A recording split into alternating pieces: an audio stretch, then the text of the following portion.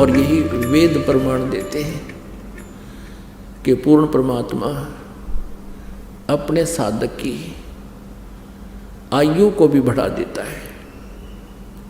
अब थोड़ा सा प्रमाण वेद दिखाते हैं आपको।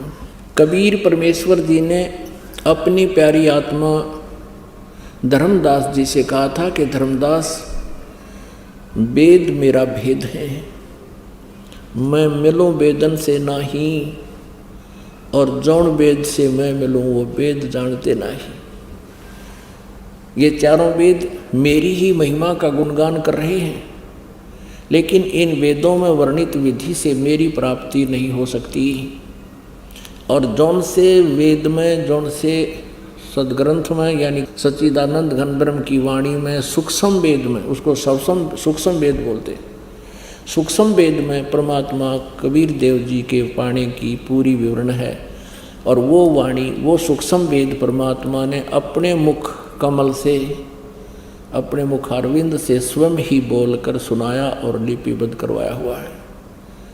यही प्रमाण गीता जी अध्याय नंबर 4 के श्लोक नंबर 32 में है कि अभी तक अर्जुन तूने अध्याय 4 के 25 से लेकर 31 तक श्लोकों में जो भी जिस इस प्रकार की साधनाएं साधक करते हैं वो देखी सुनी, लेकिन उस सच्चिदानंद घन ब्रह्म की वाणी में ब्रह्मणे मुखे इन अज्ञानी अनुवादकर्ताओं ने यहाँ गलत कर रखा अनुवाद, या अनुवाद गलत कर रखा है। ब्रह्मणे मुखे का अर्थ लिख दिया इन्होंने वेद की वाणी, नहीं, सच्चिदानंद घन ब्रह्म की वाणी। गीता जी अध्याय नंबर 17 के श्लोक नंबर 23 में ब्रह्मणे का अर्थ इन्होंने लिखा है सच्चिदानंद घन ब्रह्म, अर्थात परम अक्षर ब्रह्म। यहाँ चौथे अध्याय के 32वें श्लोक में ब्रह्मणे मुखे का अर्थ है सच्चिदानंद घन ब्रह्म की वाणी, यानी कबीर वाणी में सूक्ष्म वेद में बहुत विस्तार के साथ आध्यात्मिक यज्ञों की जानकारी है। यज्ञ माने धार्मिक अनुष्ठानों की जानकारी है,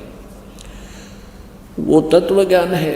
गीता जी अध्याय नंबर 4 के श्लोक नंबर 34 में कहा कि उस तत्व ज्ञान को जो सूक्ष्म वेद में है, तत्वदर्शी संतों के पास जाकर समझ, वो तत्वदर्शी संत उस परमात्म तत्व के बारे में जानकारी देंगे।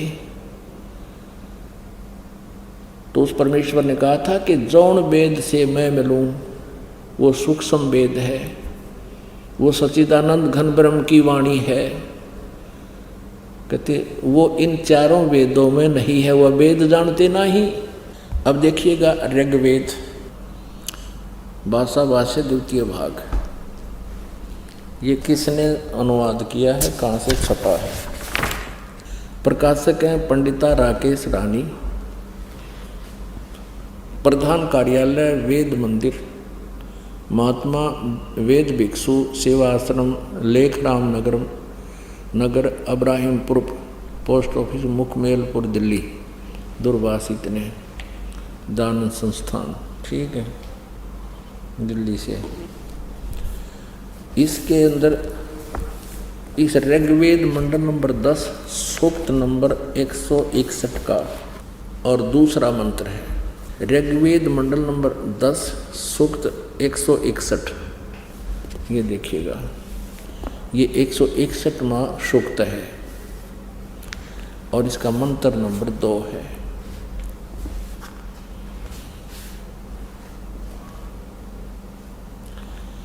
यदि किसी रोगी की जीवन शक्ति समाप्त हो,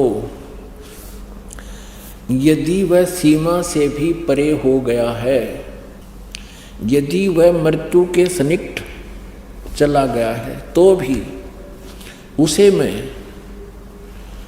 भारी कष्टप्रद रोग के पंजे से मुक्त कराऊं तथा उसे 7 वर्ष के जीवन हेतु, 100 वर्ष के जीवन हेतु 7 सरदाए, यानी 7 माने 100, शरद माने सर्दी ऋतु, नौकाग्रहण इसने 40 दिवाली खा रखी है। ऐसे ये यानी 7 वर्ष के जीवन हेतु बल संपन्न करूं। भावार्थ, यदि रोगी की जीवन शक्ति समाप्त हो, यानी जीवन खत्म हो गया हो रही है और उसका रोग सीमा को पार कर गया है, तब भी परमात्मा उसे इस कष्टप्रद रोग से मुक्त कर 7 वर्ष यानी 100 वर्ष का जीवन दे सकता है। ठीक है, एक और दिखाते हैं। ऋग्वेद ये छोटे वाला है, मंत्र तो वही है, इनका सिर्फ साइज पुस्तक का अनुवाद करके छोटा बड़ा इन्होंने किया हुआ है।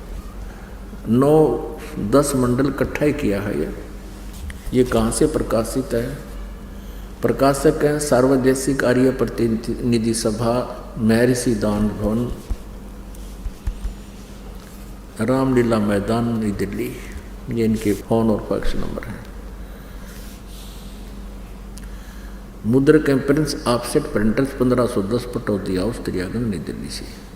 अब इन्होंने यहाँ थोड़ी सी हेरफेर करने की चेष्टा की है, इस अनुवादकर्ता ने गड़बड़ी करने की चेष्टा की। देखिएगा, ऋग्वेद मंडल नंबर 10 सूक्त नंबर 161 और मंत्र नंबर 2।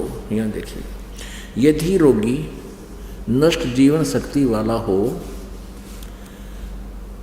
हो गया है और यदि अथवा सीमा से परे चला गया है, यदि मृत्यु के समीप है, समीप पहुंच गया ही है, तो भी उस रोगी को यहाँ इन्होंने अपना अड़ंगा अड़ा दिया, क्योंकि ये दानंद जी के विचारों से प्रभावित हैं, महर्षि दानंद। और महर्षि दानंद जी ये मानता है कि भगवान कुछ नहीं कर सकता। इन्होंने यहाँ वेद लिख दिया। वेद का कितना प्रकरण इस मूल संस्कृत में, मूल व्याख्या में। ये कोई दवाइयाँ की किताब नहीं है, ये परमात्मा की महिमा का विधान है। या वेद नहीं लिखना था, इन्हें अपनी अज्ञान सो चढ़ा दी। ऐसे हम हिंदी पढ़ते रहे, संस्कृत हम ना आवे नहीं थी। इन अज्ञानियों ने ऐसे नाश कर रखा हमारी आध्यात्मिक ज्ञान का। यहाँ उस रोगी को मैं यहाँ वेद लिख दिया। अब पढ़निया ने सोचा वैद बूद कर देता होगा, वैद तो करे दे, वह दवाई अच्छी जानता होता है। नहीं, कष्टप्रद रोग के पंजे से छुड़वा लाता हूँ। ये भगवान की महिमा है, वैद की नहीं। और 100 शरद ऋतुओं तक जीने के लिए, यानी 100 वर्ष तक उसको बल युक्त करता हूँ। अब यहाँ देखना, यही अनुवाद करता है मंडल नंबर 9 सूक्त नंबर 80 का और मंत्र नंबर 2। यहाँ ये भूल गया किता है, वह दानंदाड़ी विधान को भूल गया। ये देखना, ऋग्वेद मंडल नंबर 9 सूक्त नंबर 80 और इसका यो दूसरा मंत्र है, दूसरा। अब देखना,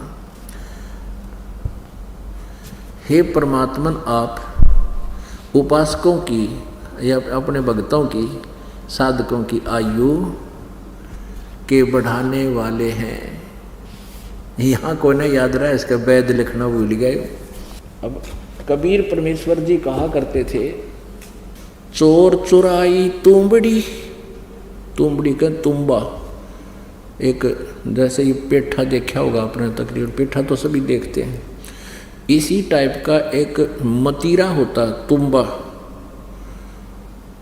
अच्छी बड़ी घिया देखी हो आपने, इतनी बड़ी हो जाए, उससे भी बड़े साइज का इतना बड़ा हो जाता तुम्बा। तो उस तुम्बे का अंदर से वो निकाल लेते हैं सारा मटेरियल, बाहर उसका कवर रह जाता है। उसको ज़्यादातर साधु संत भी रख लेते थे अपने पास, या इकतारा बनाते थे ये गाने बजाने वाले। तो वो उसको यदि पानी में डाल दिया जाए तो नीचे छोड़ दे जाकर, वो तुरंत ऊपर आ जाता है, नीचे नहीं रहता, फ्लोटिंग बहुत है। तो परमात्मा कहते हैं कि इन अज्ञानियों ने सच्चाई को उस तुम्बे की तरह, जैसे कोई चोर ने तुम्बा चुरा लिया और पानी में छुपाने लग गया, वो नीचे छोड़ कर आवे वो ऊपर आ जा। वो चोर नीचे जल में छोड़ कर आवे, उससे पहले वो ऊपर आ जावे। तो परमात्मा कहते हैं, चोर चुराई तुंबड़ी और छुपावे पानी में, वो छुपावे वह ऊपर आवे, न सच्चाई छानी ना। यानी इन अज्ञानियों ने इन सदग्रंथों का अज्ञान करने की बहुत चेष्टा की, सच्चाई को छुपाने की बहुत चेष्टा की, लेकिन ये छुपा नहीं सके। कहीं ना कहीं से ये सच्चाई ऊपर आ ही गई। तो ये कबीर परमेश्वर है जो हमारी आयु भी बढ़ा सकते हैं, हमारे रोग का नाश भी कर सकते हैं, और ये हमारे अशुभ संस्कारों को भी नाश